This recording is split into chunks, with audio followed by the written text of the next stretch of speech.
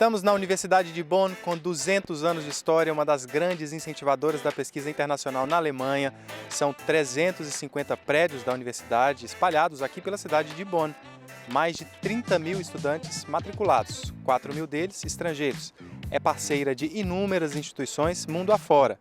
Nesse momento em que tantos cientistas brasileiros enfrentam dificuldades para seguir na pesquisa no Brasil, a gente tem que dizer que sim, tem muita gente pesquisando fora do país, exatamente aqui, nesse cenário que a gente escolheu para apresentar essa edição especial.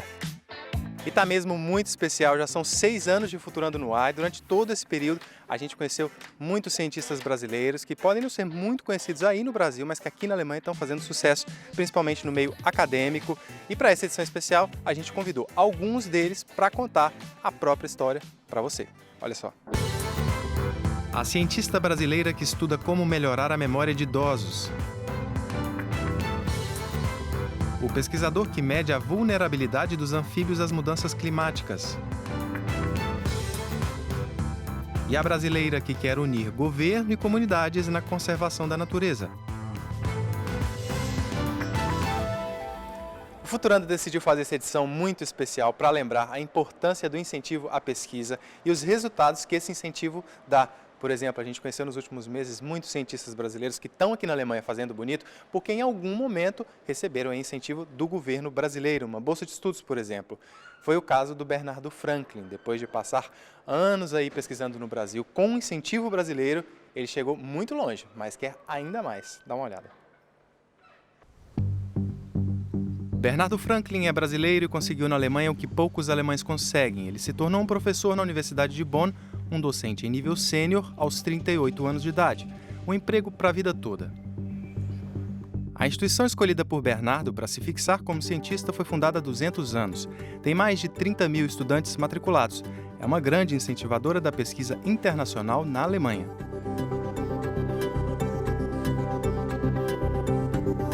Chegar até aqui com tantos títulos acadêmicos, publicações em revistas como a Nature, não foi do dia para a noite. A carreira de Bernardo começou com uma graduação em Biologia em Minas Gerais, 20 anos atrás, e não parou. A ponte para a Alemanha foi um encontro no Rio de Janeiro em 2007 com Eike Latz. Os dois se conheceram de longe quando Eike foi dar uma palestra num congresso e Bernardo, na época, estudava malária. O foco da pesquisa mudou.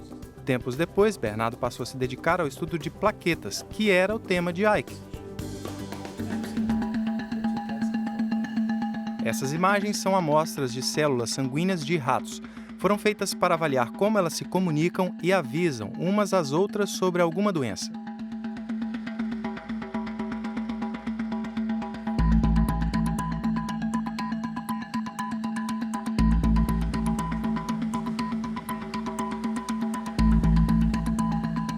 É como você pensar, por exemplo, nas formigas que liberam feromônios, que por onde uma passou, a outra sabe seguir o mesmo caminho, mas sabe também, às vezes, olha, não vem por aqui, ou venha por aqui, ou deposite aqui a sua folhinha, alguma coisa assim. As células fazem isso também, elas conseguem conversar uma com as outras. E o que a gente tenta entender é exatamente essa linguagem, quais os comandos que as células dão umas para as outras, que fazem uma célula responder ou avisar, olha, aqui tem um câncer, ou tem uma inflamação, ou tem uma infecção bacteriana, malária, o que for. E como que a gente pode usar essa linguagem para interferir com essa conversa entre as células e talvez tentar informá-las a fazer coisas ao nosso favor. Com a vinda para a Alemanha, Bernardo formou o próprio grupo de pesquisa, com muitos brasileiros inclusive. E isso só foi possível porque ele conseguiu um financiamento milionário do Conselho Europeu de Investigação para seguir o estudo da linguagem das plaquetas.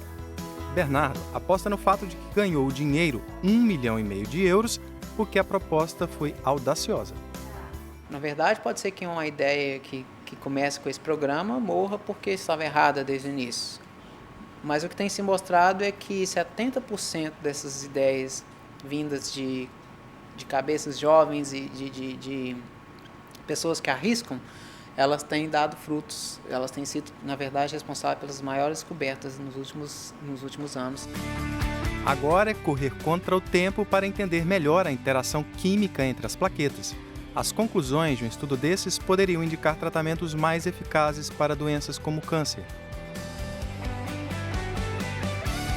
Para a missão, Bernardo ainda conta com a ajuda do cientista que abriu as portas da Universidade de Bonn e que, pelo visto, não se arrepende nem um pouco.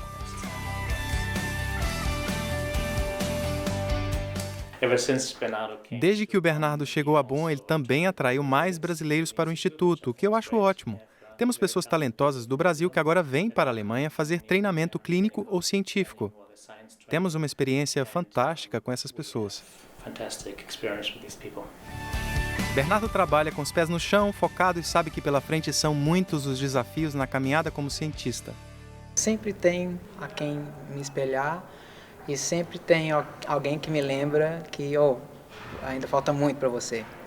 Então, eu ainda me considero no início da minha carreira, ainda tem muito, tudo começa não deixando a peteca cair, como eu disse, né? Mantendo o ritmo, fazendo um trabalho e tentando fazer uma boa ciência acima de tudo.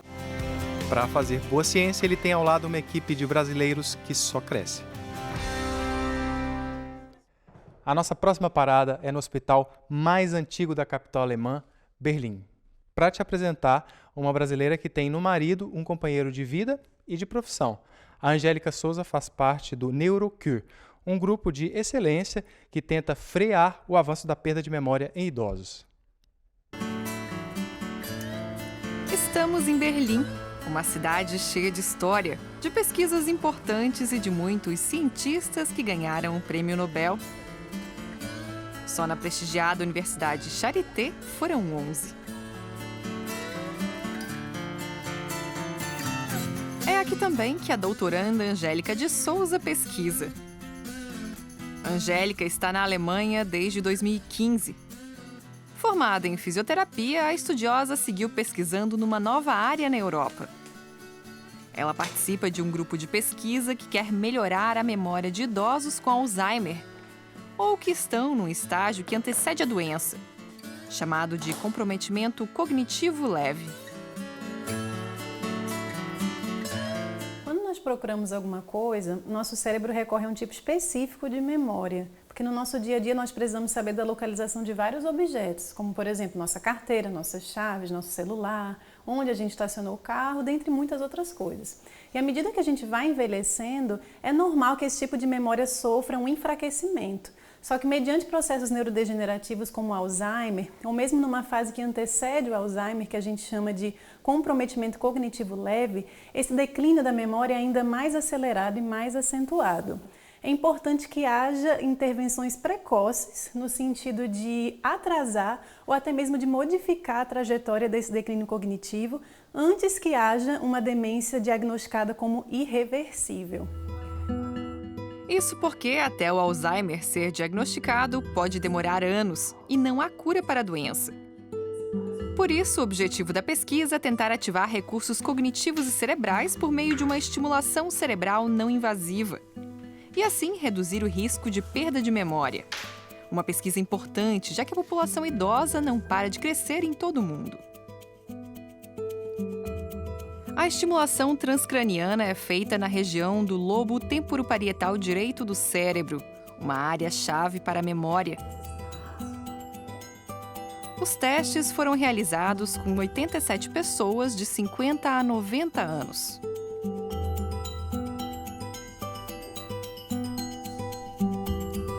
Durante a estimulação, o voluntário realiza uma tarefa no computador.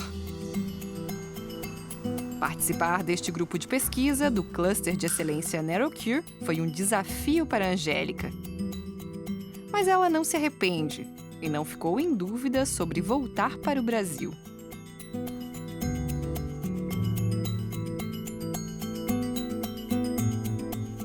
Apesar de eu amar essa vivência no exterior, eu amo demais o meu país, estar perto também da família, dos amigos com quem a gente sempre conviveu. E eu quero levar de volta para o Brasil a contribuição que eu recebi aqui na Alemanha, porque o Brasil investiu em mim para que eu pudesse estar trazendo de volta os conhecimentos que eu adquiri aqui e eu quero levar isso de volta para a população brasileira.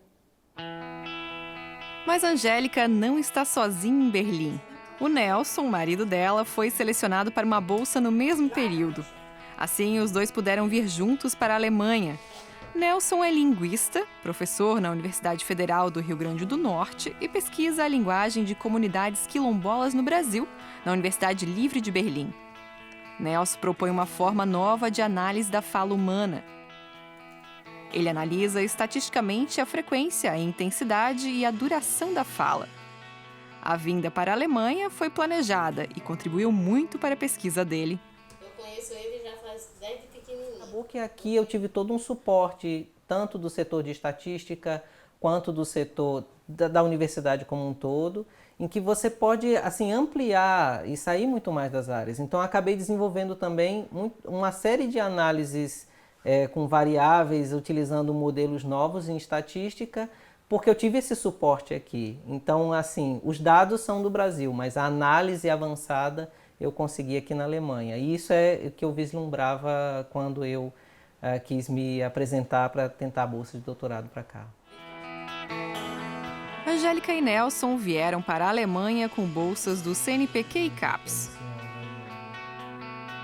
O fato do casal ter vindo junto para Berlim facilitou não só a vida num país até então desconhecido, mas contribuiu também para a pesquisa dos dois.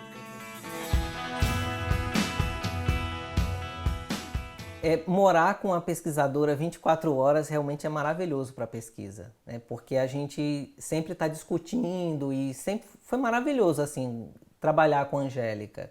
A Angélica foi aquela que, quando eu estava com um monte de dado, um monte de informação, eu falei, o que eu faço? Ela disse, organize uma planilha, coloca as suas variáveis de uma maneira que você possa analisar depois estatisticamente. Então foi muito, muito interessante, porque eu sou da área de humanas, então toda a minha formação é bem ligada muito mais à pesquisa qualitativa, e ela vem da área biomédica, né? E traz todo esse know-how também de já ter trabalhado com estatística no mestrado.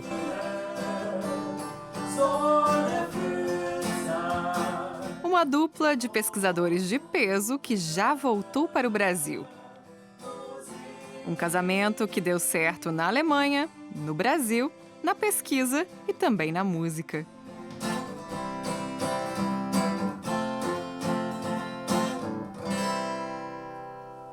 Futurando vai para o intervalo, mas volta já já com muito mais histórias de brasileiros que fazem bonito aqui na Alemanha. Até já.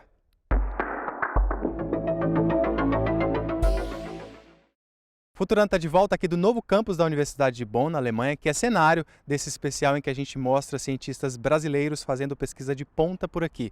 E vale também brasileiro de coração. Você vai conhecer agora, na verdade, um espanhol que adotou o Brasil como casa e que tem dedicado a vida acadêmica ao estudo de anfíbios.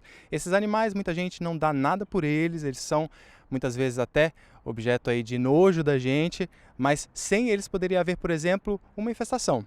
E já existe um risco grande de que muitas espécies desapareçam. Não importa o calor que faz do lado de fora, nosso corpo é preparado para manter a temperatura interna constante. Somos uma espécie endotérmica. Com os anfíbios é diferente. São animais ectotérmicos, sem essa capacidade de controle metabólico. Por isso, este pesquisador está há anos investigando os sapos para tentar garantir que eles sobrevivam às mudanças no clima. Poucos graus a mais, o Mirko sabe, poderiam significar no futuro a extinção de muitos anfíbios. Principalmente do Brasil, que de tão habituados a um ambiente tropical de poucas variações de temperatura, pelo menos em alguns estados, sentiriam bastante qualquer mínima alteração. Mirko ganhou uma bolsa da Fundação Alemã Humboldt para vir pesquisar os sapos aqui no Museum König, em Bonn, no oeste da Alemanha. O museu, além de expor aos visitantes diversos ecossistemas, é uma instituição destinada a estudos na área de zoologia. No caso do Mirko, ele veio em outubro do ano passado para cá e veio colaborar com o Brasil. A minha pesquisa é sobretudo focada nos anfíbios brasileiros. E o que a gente quer entender é onde estão as limitações fisiológicas dessas espécies. Quanto de aumento de temperatura eles conseguiriam suportar antes de morrer. Mirko é professor na Universidade de Santa Cruz, em Ilhéus, na Bahia, onde sempre que pode gosta de estar em campo com os alunos. natural de Barcelona, na Espanha, já tem pelo Brasil um carinho especial, tanto que escolheu o país como objeto de estudo. Das incontáveis espécies que Mirko encontrou pela frente ao longo da vida, uma marcou a trajetória do cientista. Este sapinho, Philodictis amadoi, nome aliás em homenagem a Jorge Amado, escritor baiano.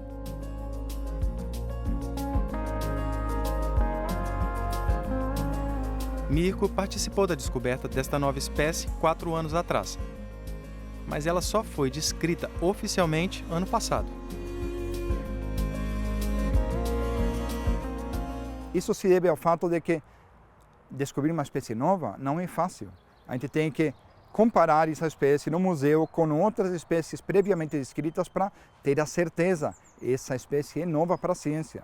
Esperemos que Jorge Amado, no lugar que ele estiver, esteja olhando para nós feliz de que uma espécie muito baiana da região cacaueira tenha recebido o nome dele.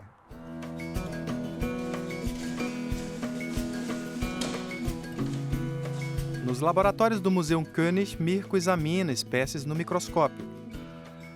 A missão dele na Alemanha envolve mais tempo no escritório.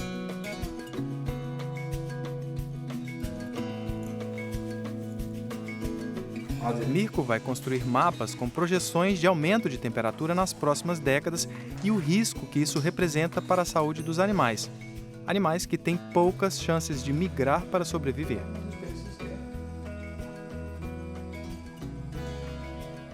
Tem anfíbios que na vida inteira não conseguem nem caminhar 500 metros. Então, como um bicho se vai trocar de ambiente latitudinalmente para fugir das mudanças climáticas, né?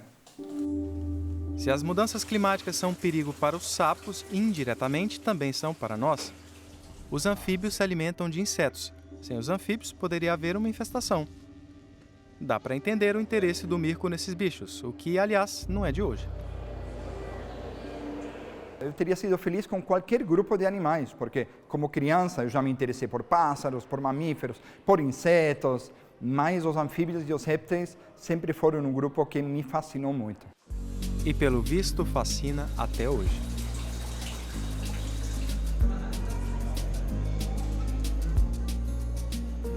O tema agora é governança e como envolver a população em decisões políticas que podem afetar a vida das pessoas.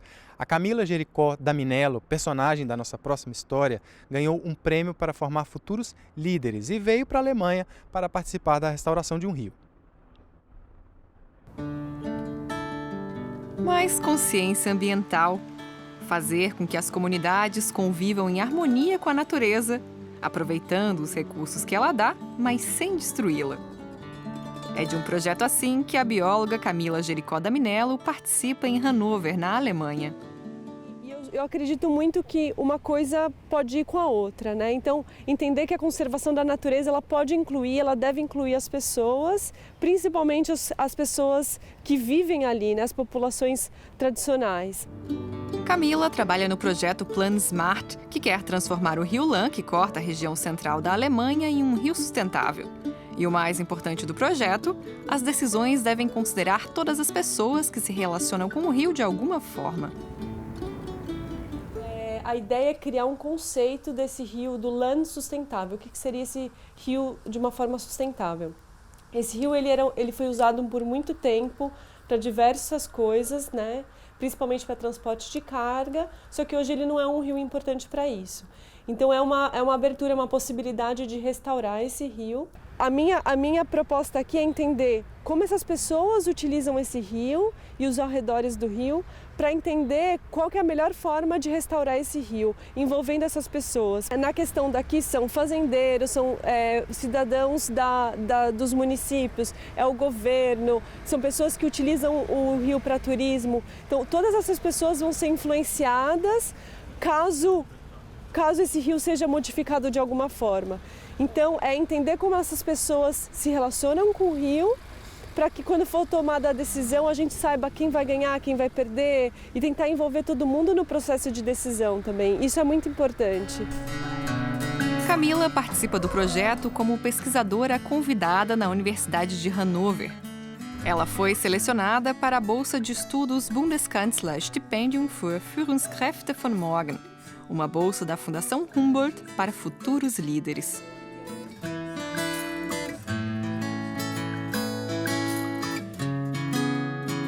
No Brasil, a bióloga já fazia um trabalho parecido.